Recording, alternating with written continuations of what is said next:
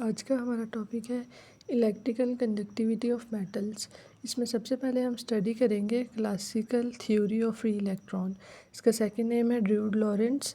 1900 में जब ड्रूड नया नया मार्केट में आया था तो इसने लॉजिक दिया था कि सपोज हमारे पास एक मेटल है, ये हमारे पास मेटल है जो कि एटम से मिलकर बना हुआ है।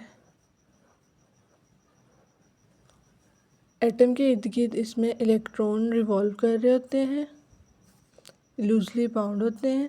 जब हम किसी भी तरह की एनर्जी इसमें अप्लाई करेंगे तो ये इलेक्ट्रॉन एटम के गिर्द रिवॉल्व करना शुरू कर देंगे।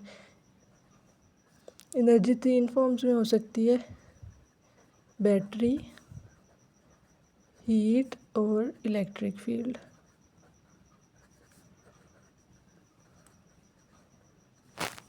जब हम यहाँ पे थोड़ी सी भी एनर्जी अप्लाई करेंगे तो ये आसानी से बाहर निकल सकते हैं फ्री इलेक्ट्रॉन जो इसके अंदर है। ठीक है, when we give energy to metal then valence electron from atom remove. फिर इसने हमें अजम्पशन दी है। पहली अजम्पशन है इसकी, there is a no interaction between ion core and free electron. जो पॉजिटिवली चार्ज एटम है हमारे पास, इनको आयन कोर बोलते हैं, और इनके गिर्द जो इलेक्ट्रॉन रिवॉल्व कर रहे हैं ये फ्री इलेक्ट्रॉन है और इनको कंडक्शन इलेक्ट्रॉन भी बोलते हैं।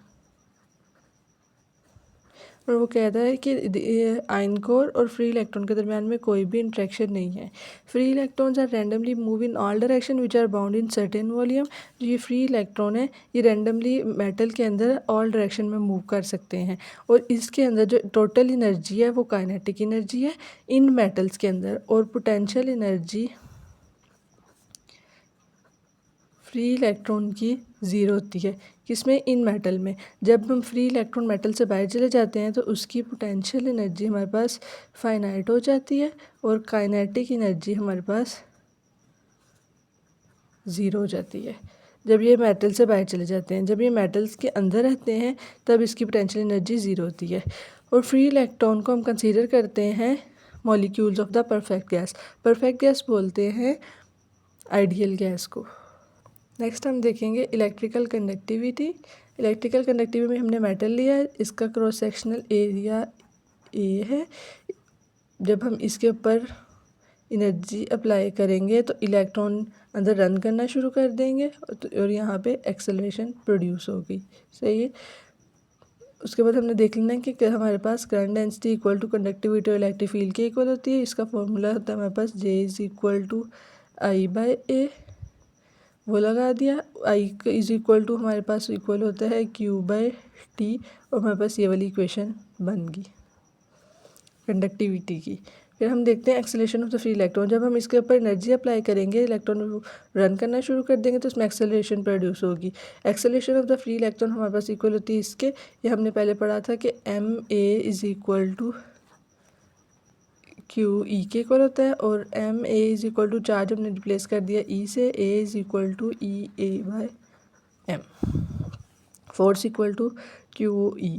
इसको इंटीग्रेट किया बोथ साइड्स पे तो हमारे पास इक्वेशन बन गई। जब हमने इस पर कंडीशंस पुट की तो E is equal to zero, V is equal to zero, C zero, तो ये हमारे पास ड्रिफ्ट वेलोसिटी और फ्री इलेक्ट्रॉन निकल आई।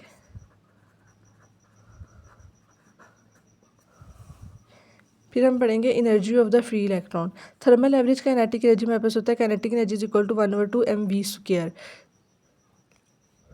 अकॉर्डिंग टू काइनेटिक थ्योरी हमने ऑब्जर्व किया कि काइनेटिक थ्योरी से कि हमारे पास हो जाती है 32 kB/T। के भी हमारे पास होती है बोल्ट्जमैन कांस्टेंट। बोथ इक्वेशन को कंपेयर करेंगे तो ये इक्वेशन आ जाएगी 2 से कैंसिल हो जाएगा। v is equal to 3 kB/T/m²। ये हमारे पास एनर्जी ऑफ फ्री इलेक्ट्रॉन की वैल्यू निकल आएगी। नेक्स्ट हम स्टडी करेंगे electrical conductivity of metals. Electrical conductivity of metal में हमारे पास v is equal to I R equation है, multiply both sides by area करेंगे, ये इक्वेशन बन जाएगी।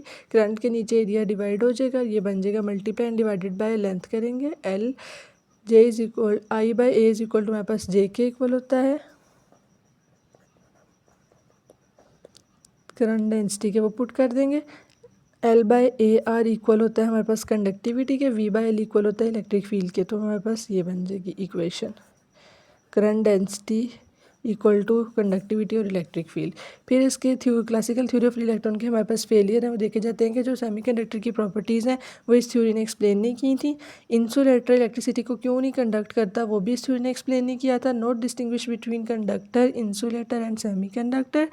और उन्होंने कहा था कि 1/2 mv² काइनेटिक थर्मल एनर्जी हमने ऑब्जर्व की है, जो इसकी हमारे पास नेचुरली अकर होती है वो kT होती है।